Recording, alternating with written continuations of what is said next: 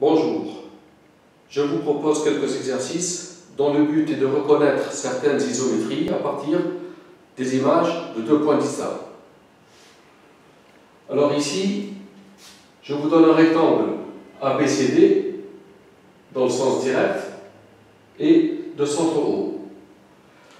Ce que je me propose de faire, c'est de chercher toutes les isométries possibles qui transforment A en C et B en D. Bon, d'abord, remarquons que la distance AB est égale à CD. Alors, on a la distance AB qui est égale à la distance CD et non nulle. J'écris non nulle pour signifier que les points A et B sont distincts. Donc, je sais qu'il existe exactement deux isométries qui transforment A en C et B en D. Les deux isométries, l'une c'est un déplacement, l'autre c'est un antidéplacement. Donc il existe un unique déplacement F et un unique antidéplacement G qui transforme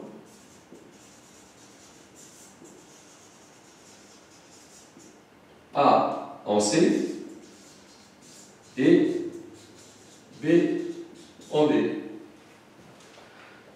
Je commence par étudier le déplacement F. Et pour étudier un déplacement, l'idée qui vient, c'est de chercher l'angle du déplacement. Donc F est un déplacement qui transforme A en C et B en D.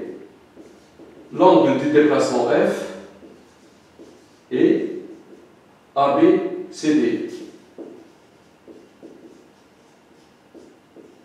Et vu que ABCD est un rectangle, l'angle ABCD est de mesure pi.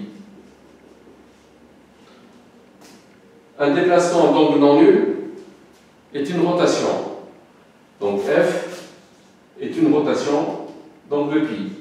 Et une rotation d'angle pi, c'est une symétrie centrale. F est une symétrie centrale.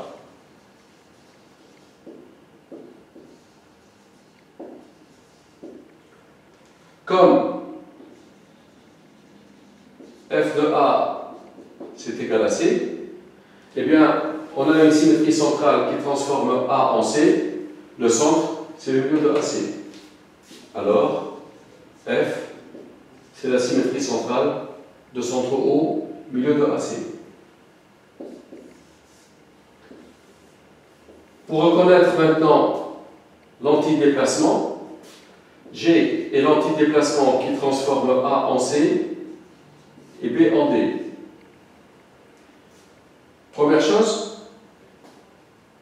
un antidéplacement, on sait que c'est soit une symétrie orthogonale, soit une symétrie glissante.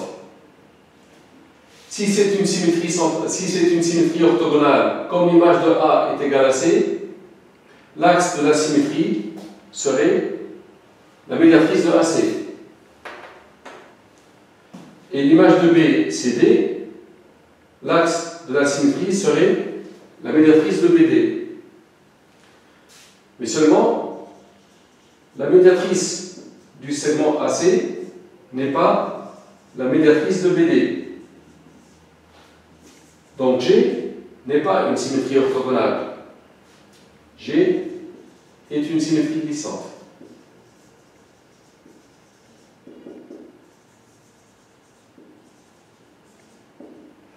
On va chercher l'axe et le vecteur. Pour cela, je vous propose l'idée suivante. L'antidéplacement G transforme A en C et B en D. Je compose avec la symétrie d'axe CD.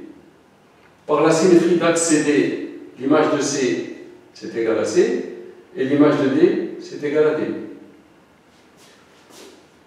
SCD rond G est la composée de deux antidéplacements.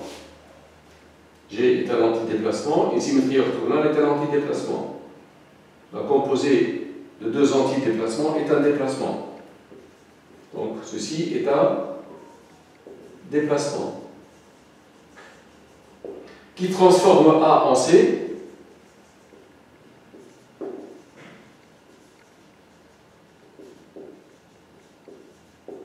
et B en D.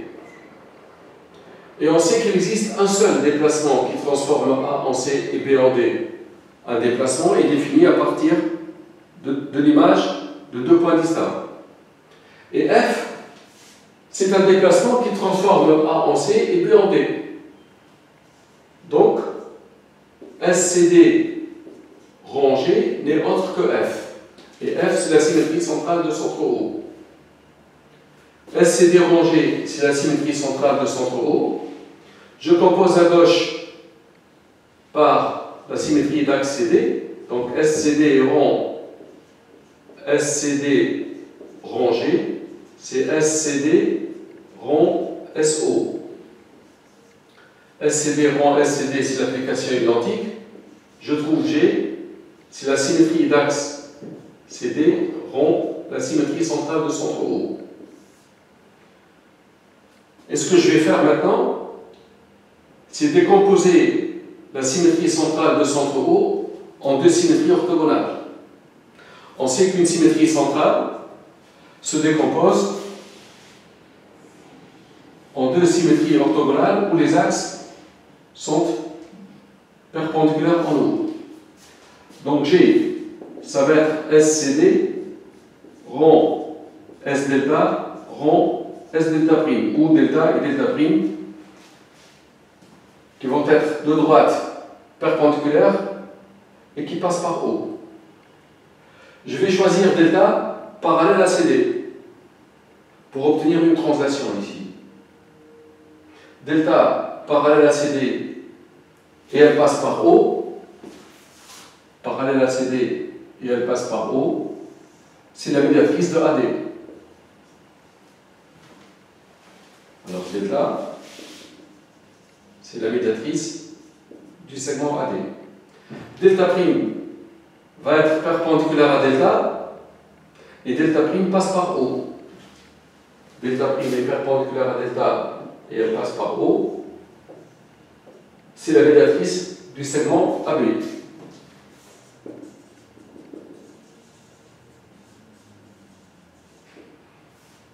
Ainsi, G égale la symétrie d'axe CD rond S delta. Delta est parallèle à CD. Delta est parallèle à CD. La composée de deux symétries orthogonales où les axes sont parallèles, c'est une translation. Cette translation, c'est la translation de vecteur deux fois un point de delta. Je prends O et son projeté orthogonal I sur la droite CD. Donc deux fois OI rond S delta prime, où I c'est le projeté orthogonal de O sur la droite CD. Le vecteur 2 fois OI n'est autre que le vecteur AD. C'est la translation de vecteur AD rond S delta prime. Le vecteur AD est un vecteur directeur de delta prime parce que la droite delta prime est parallèle à la droite AB. Et là, je reconnais la symétrie glissante d'axe delta prime et de vecteur AD. Donc G est la symétrie glissante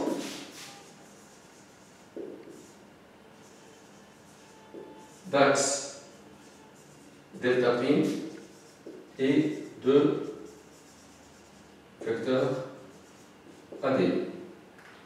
Alors je remarquerai que puisque le vecteur AD est directeur de delta prime, cette décomposition commute. Donc c'est S delta prime rond la translation de vecteur AD.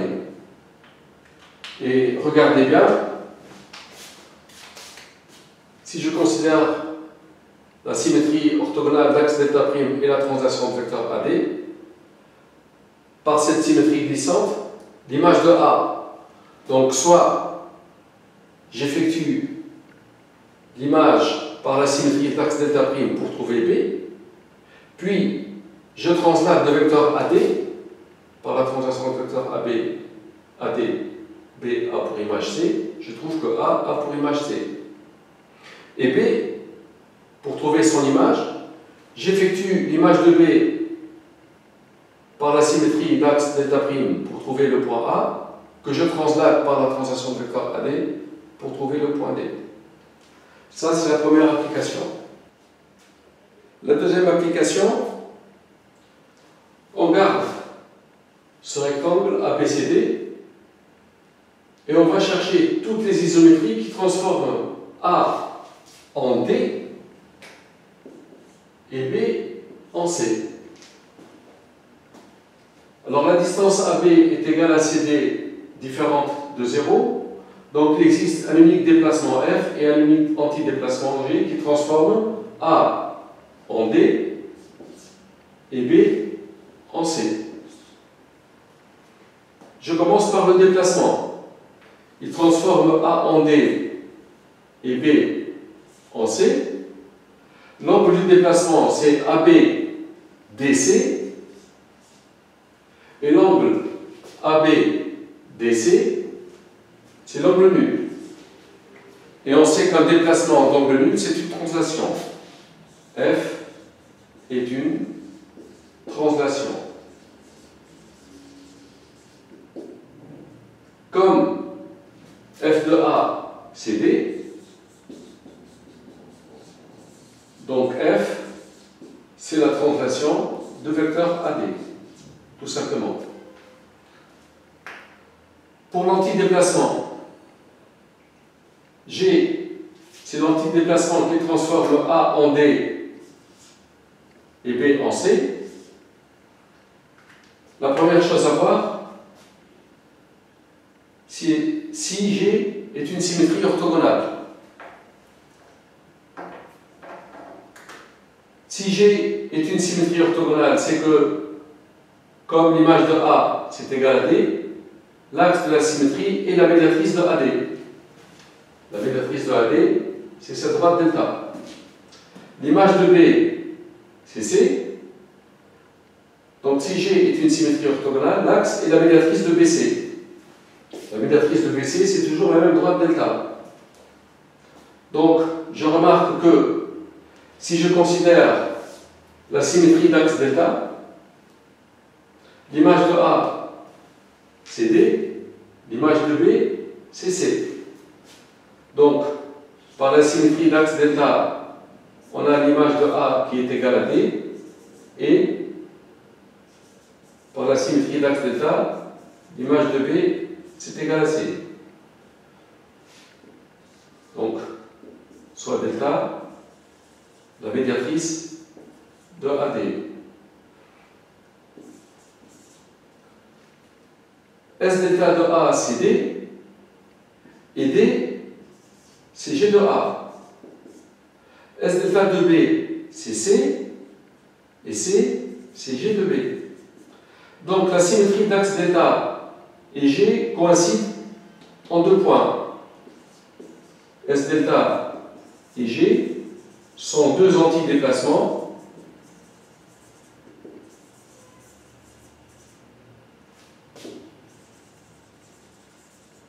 qui coïncident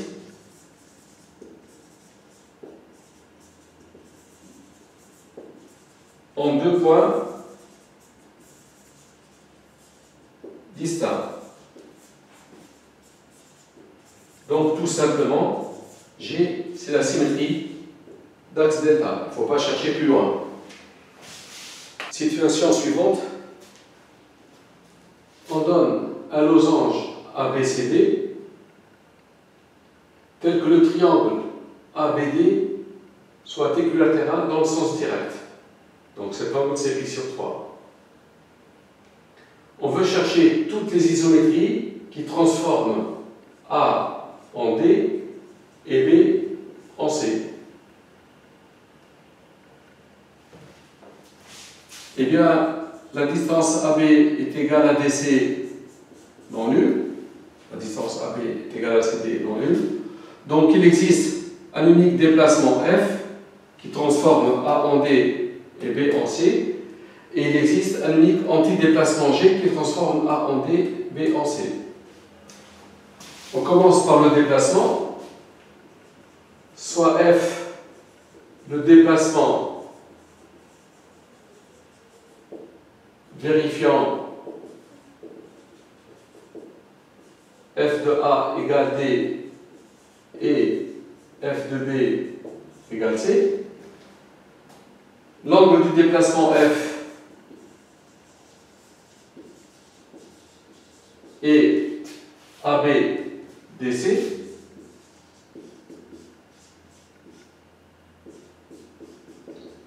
Et l'angle ABDC, c'est nul.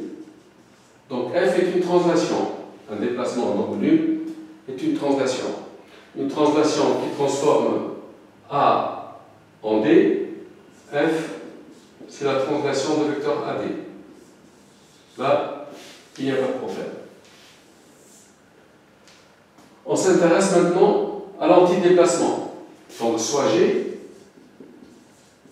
l'antidéplacement vérifiant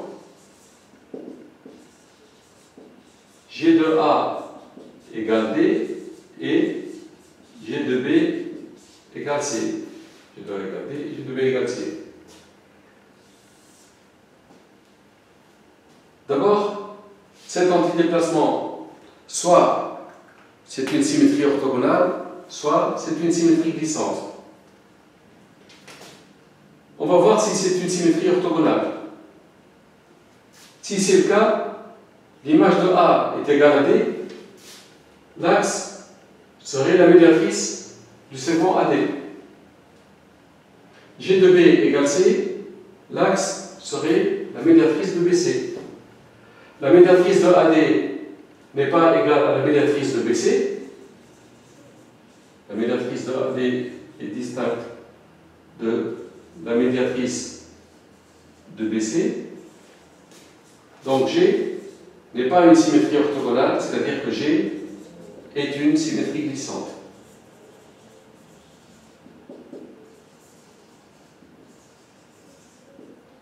Soit delta l'axe de G et U le vecteur de G. On va chercher l'axe et le vecteur. Remarquons que l'image de A c'est égal à D, le milieu de AD appartient à l'axe. Alors comme G de A est égal à D, alors le milieu I du segment AD est sur delta. Ce point, je l'appelle I. Aussi, G de B égale C. Donc, le milieu J de BC, l'image de B c'est C, le milieu J de BC est sur delta. Conclusion, l'axe c'est la droite IJ. Donc, le milieu de BC, si je l'appelle J, il est sur delta. L'axe c'est la droite IJ qui passe par O. Voici l'axe de la symétrie glissante. Ce qu'on veut faire maintenant, c'est chercher le vecteur. Alors pour chercher le vecteur, je vais vous proposer la méthode suivante. On a G de A qui est égal à D,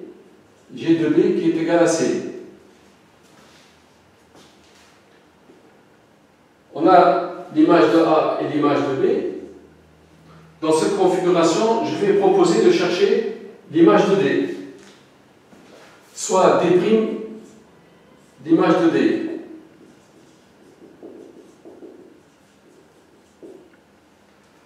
Eh bien, le triangle ABD étant équilatéral dans le sens direct,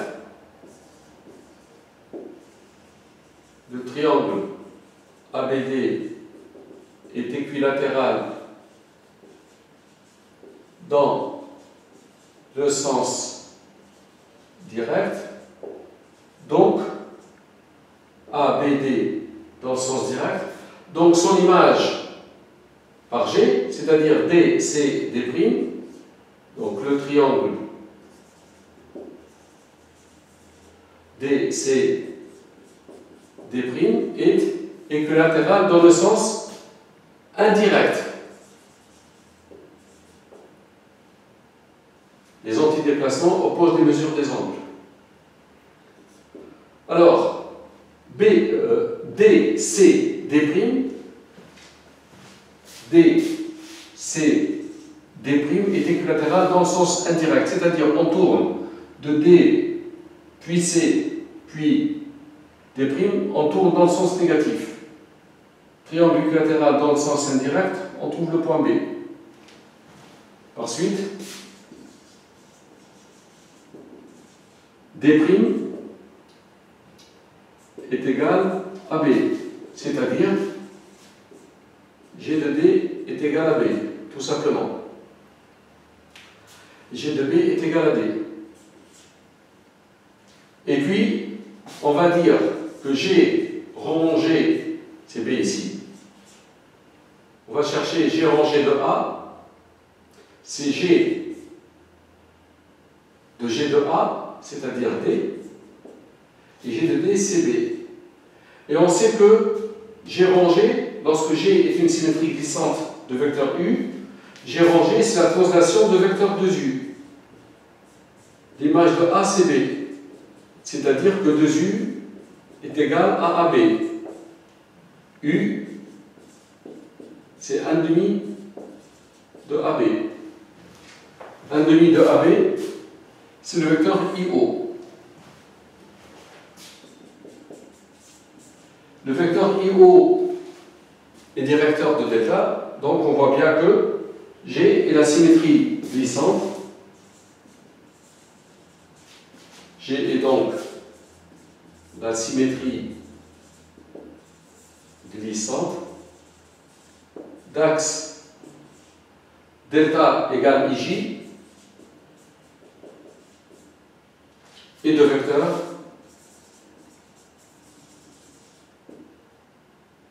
IO.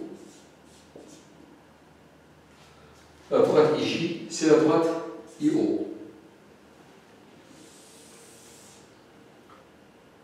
Je peux vous proposer une autre méthode. G transforme A en D et B en C. Je compose avec la symétrie d'axe CD. L'image de D, ça va être égal à D. L'image de C, c'est C. La symétrie d'axe CD rangé, c'est la composée de antidéplacement.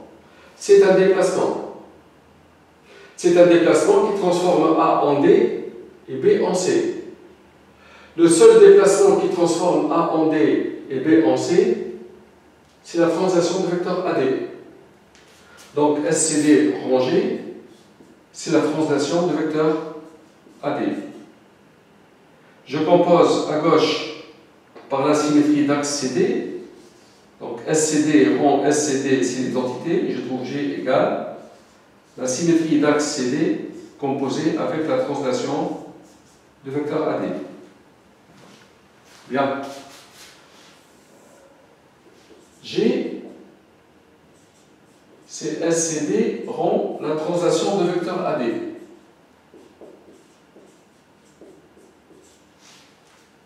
La translation de vecteur AD, si je regarde le vecteur AD par rapport à la droite CD, ça c'est la droite CD, Le vecteur AD par rapport à cette droite, c'est un vecteur qui est oblique. Il n'est ni collinéaire, ni directeur de la droite CD, ni dans la direction orthogonale à CD. Donc le vecteur AD, je vais le décomposer en somme de deux vecteurs. L'un est directeur de CD, l'autre orthogonal. Si je considère K le milieu de AB, la translation de vecteur AD, c'est la translation de vecteur AK plus KD. C'est-à-dire la symétrie d'axe CD rond. La translation de vecteur AK plus KD, c'est la translation de vecteur AK rond la translation de vecteur AD. Mais seulement, on sait que U plus V c'est égal à V plus U. Ici, je vais écrire la translation de vecteur KD d'abord, puis la translation de vecteur AK. Pourquoi ce choix? Parce que je sais que le vecteur KD est orthogonal à CD. Et on sait que une symétrie orthogonale composée avec une translation de vecteur orthogonal à l'axe, ça reste une symétrie orthogonale. Donc on va trouver la symétrie d'axe CD rond. La translation de vecteur KD, je vais la décomposer en deux symétries orthogonales. Cette translation rond la translation de vecteur AK. La première droite, eh bien, je vais prendre la droite CD. Pourquoi? Parce que le vecteur KD étant orthogonal à CD, une translation du vecteur KD, je peux la décomposer en deux symétries où les axes sont de droite orthogonales à KD. La première, je prends la droite CD. L'autre, c'est une certaine droite delta que je vais chercher. Eh bien, si la translation de vecteur KD, c'est SCD rend S delta, c'est que la droite CD est l'image de delta par la translation de vecteur 1,5 de KD. Comme delta c'est l'inconnu, donc delta est l'image de CD par la translation de vecteur moins 1,5 de KD, c'est-à-dire 1,5 de DK. L'image de la droite CD par la translation de vecteur 1,5 de DK, c'est la droite IJ. Donc delta, c'est la droite IJ, avec I milieu de AD et J milieu de CD. On trouve G égale SCD rond SCD, c'est l'identité, rond S delta, c'est-à-dire la symétrie d'axe IJ, rond la translation de vecteur AK. C'est la symétrie d'axe IJ rond le vecteur AK, comme K est le milieu de AB, le vecteur AK, c'est le vecteur IO.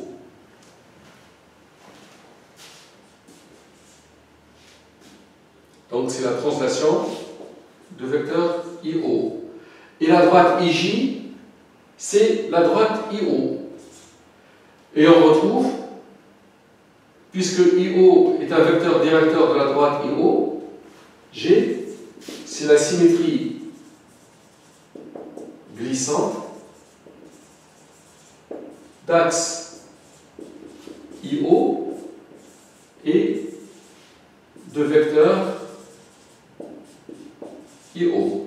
Donc voici la deuxième manière de résoudre le problème. La dernière situation, je vous donne un carré ABDO dans le sens direct, et C. le symétrique de B par rapport à D, c'est-à-dire D est le milieu de BC. Je me propose de chercher toutes les isométries qui transforment A en D et B en C. D'abord, la distance AB est égale à DC, c'est non nul. La distance AB est égale à DC, parce que cette distance est égale à celle-là, vu que C est le symétrique de B par rapport à D, donc D c'est le milieu, et vu que ici c'est un carré, la distance BD est égale à AB, donc AB est égal à CD, et c'est non nul. Donc il existe un unique déplacement F qui transforme A en D et B en C, et il existe un unique antidéplacement G qui transforme A en D et B en C. Alors soit F, le déplacement, vérifiant, F de A égale D et F de B égale C. Pour reconnaître F, la première chose à faire, normalement, c'est de chercher l'angle de F. L'angle d'un déplacement, donc l'angle de F est AB DC.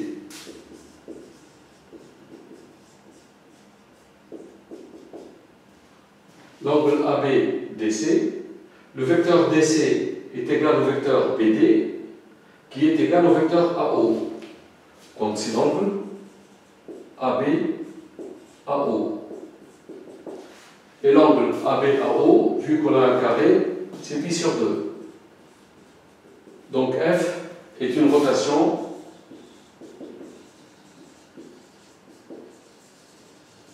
d'angle pi sur 2.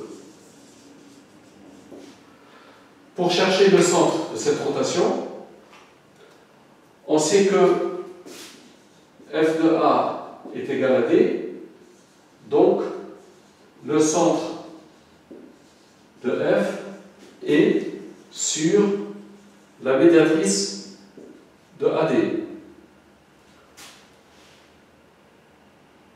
L'image de B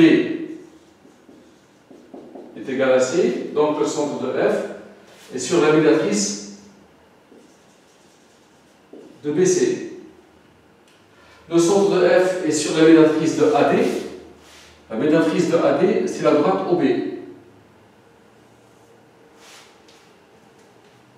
La médiatrice de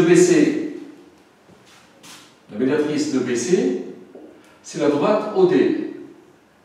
L'intersection des deux médiatrices, c'est le point O. Le centre de F est O.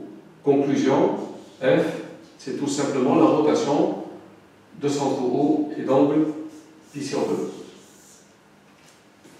Et vous voyez bien que par la rotation de centre O d'angle pi sur 2, l'image de A, c'est bien le point D, parce qu'on tourne de pi sur 2 ici. Cette distance est égale à celle-là. Et l'image de B, c'est C. Parce que là aussi, on a un angle droit, et cette diagonale est égale à cette diagonale en longueur. Pour l'antidéplacement maintenant, soit G, l'antidéplacement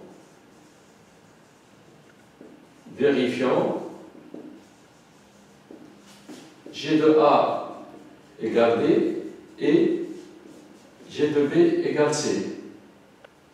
La question qui se pose, est-ce que G, cet antidéplacement, est-ce que c'est une symétrie orthogonale ou une symétrie glissante?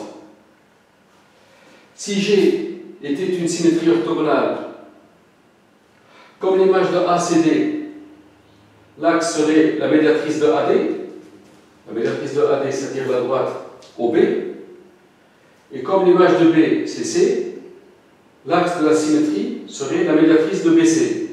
La médiatrice de BC, c'est la droite OD.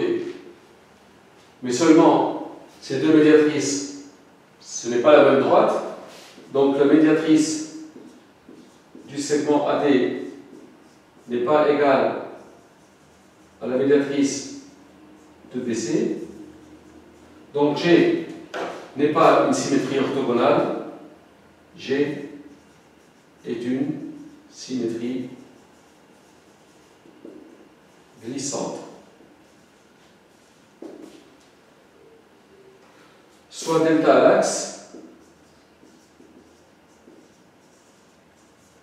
et U le vecteur de G. Eh bien, sachant que G de A est égal à D, donc le milieu de AD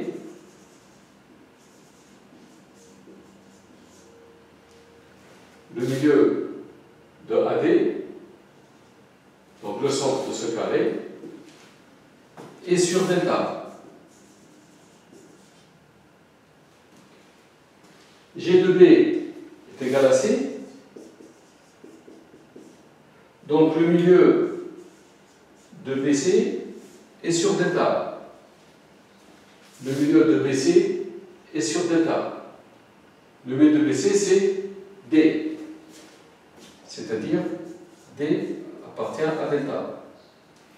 Et bien, B, le point D est sur delta. Le centre du carré est sur delta. Delta, c'est la droite AD. Conclusion, delta, c'est la droite AD. Il suffit maintenant de chercher le vecteur de cette symétrie glissante. Delta, c'est la droite AD. Eh bien, A appartient à delta. Et l'image de A, c'est D. Et on sait que lorsqu'on prend une symétrie glissante, si un point est sur l'axe de la symétrie glissante, son image, par la symétrie glissante, c'est son translaté. Donc, puisque D est égal à G de A, donc le vecteur U, c'est le vecteur AD. Tout simplement. Et finalement, G est la symétrie glissante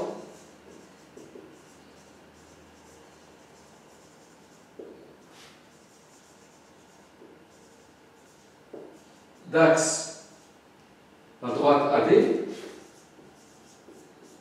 et de vecteur AD. Et vous voyez bien que l'image de A, c'est bien D, c'est sur l'axe. Donc le symétrique de A par rapport à la droite AD, c'est A lui-même, et on le translate de vecteur U qui est égal à AD. L'image de B, eh bien, on cherche l'image de B par la symétrie. D'axe AD, on trouve O. Et O, je le translate de vecteur AD, je trouve C. Voilà. Merci d'avoir suivi.